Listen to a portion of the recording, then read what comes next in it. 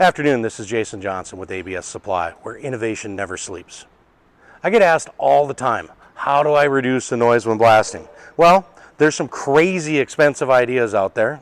They do lower the decibels, but we thought, what can you do with everyday equipment that doesn't break the bank? Does it lower it? Does it work? We're about to do a demo with 3 different nozzles, all number 4 on the same piece of equipment, and we'll find out. So stick around, watch the video, and we'll talk about the results afterwards.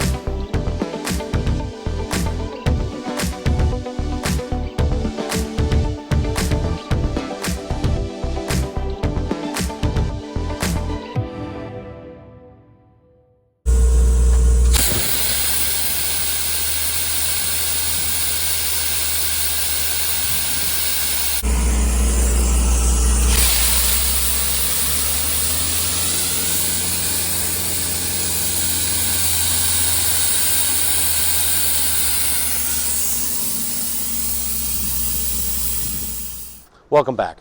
I hope you guys are having as much fun watching this video as we are making it, because we're having a blast. Let's talk about the 3 nozzles that we just demoed. This one, number 4, 50 mil, long venturi, all poly. Most common nozzle out there, least expensive, bread and butter, used by most contractors. As you saw, 115 PSI. This was the loudest nozzle. The next one, the new Ninja nozzle by Kennametal. Like this nozzle. It's a little bit longer. It was also the quietest, 99 decibels, as you'll notice.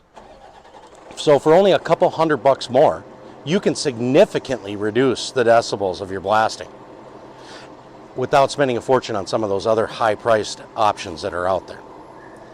The third one, the Kennametal XL, as we like to call it here, the Super Stick.